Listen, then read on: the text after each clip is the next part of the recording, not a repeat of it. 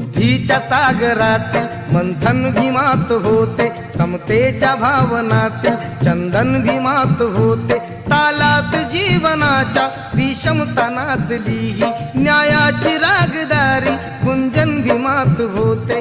संकल्प या मनाचा क्रांती करून गेला, निधड्या मनाचा मोठा होऊन सिंह गेला। दिपविले कैक ज्ञानी माझ्या धुरंधराने इतिहास